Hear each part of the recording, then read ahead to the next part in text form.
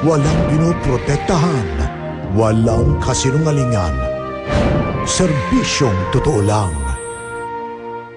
Makibahagi sa mga maiinit na isyong hatid ng Eyewitness, kaakibat ang Arthrosin, Liverade Silimarine Capsule, My Marvel Tahibo, Optin at Plemex. Nabubuhay tuwing gabi ang kalyeng ito sa Makati. Parang bituin sa dilim ang hilera ng mga bars. Nag-aalok ng aliw ng pinakamagaganda raw na babae.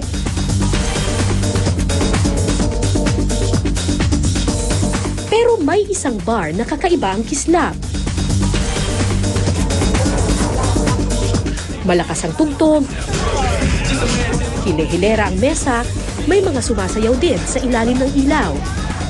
Pero hindi ito pangkaraniwang girly bar dahil ang mga Magdalena sa ilaw na patay sinti, hindi tunay na babae.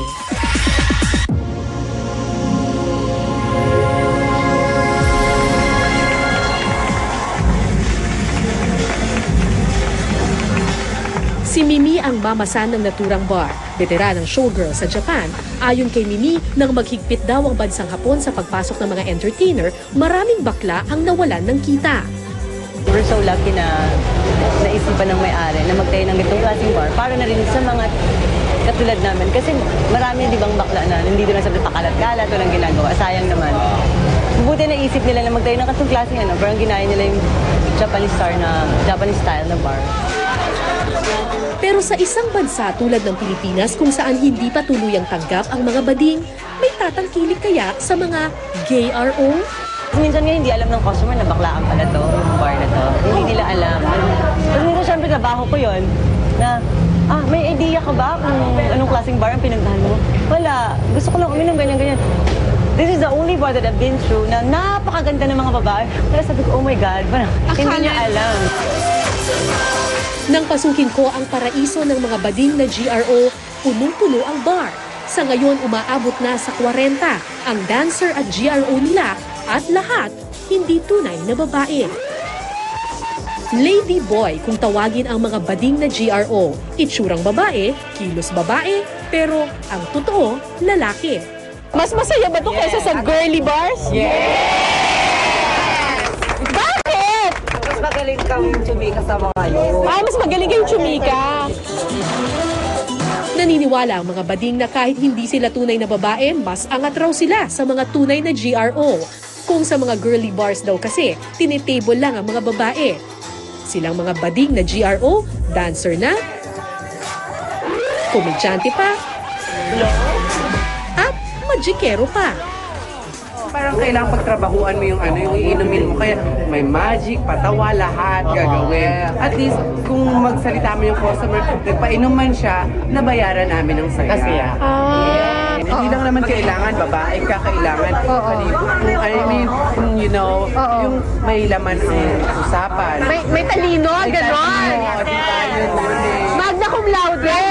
Kailangan magaling sa essay writing contest. Nagsisimula ang gabi sa show-off. Hihilera ang mga lady boys, sasayaw para mapagpilian ng customer kung sino ang gusto niyang i-table. 100 pesos kada araw ang sweldo ng mga lady boys.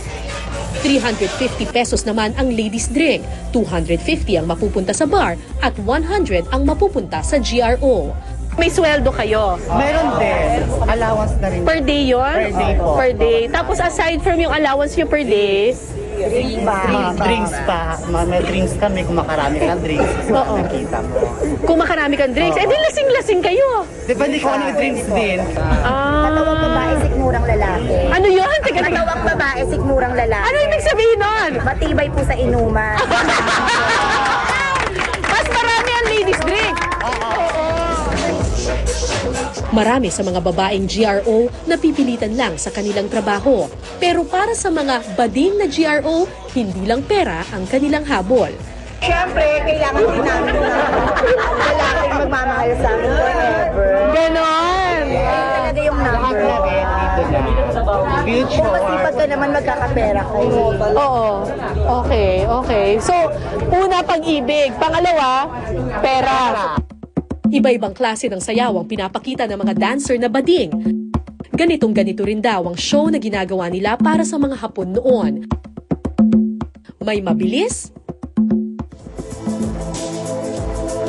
may mabagal na sayaw, at may komedyante pang nagpapatawa. Lahat gagawin nila, mapasaya lang ang mga customer. Mukha man silang mga babae, hindi nila ikinakaila na lalaki sila. Pagpasok pa lang daw ng customer sa loob, sasabihan na silang bakla ang mga GRO dito. Ayoko naman manloko ng customer. Minsan baka magwala pa o hindi magbayad. Kaya ako magbabayad nun kapag uminom tapos hindi binayaran ng guest. Sa akin yun, ako magbabayad. So, sinasabi mong bakla? Sinasabi ko kaagad. And usually, umaalis pa sila? May mga tao na nag-i-stay kasi na-amaze sa ganda ng mga bakla, nanonood ng show. Meron ding iba na parang meron pa rin panlalait. Parang nagsasalita na hindi maganda. Tapos lalabas? Tapos lalabas. Karamihan sa mga loyal customers nila ay mga foreigner.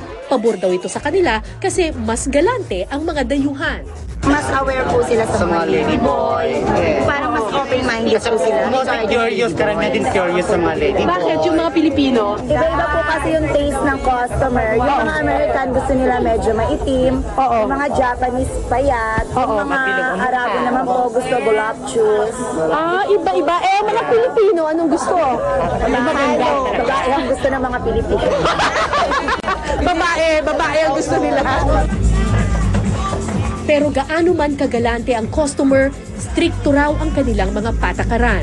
Bawal i-take out ang mga bakla. Dito, pasayaw-sayaw lang sila at pa-table-table. Paano kung na-in love?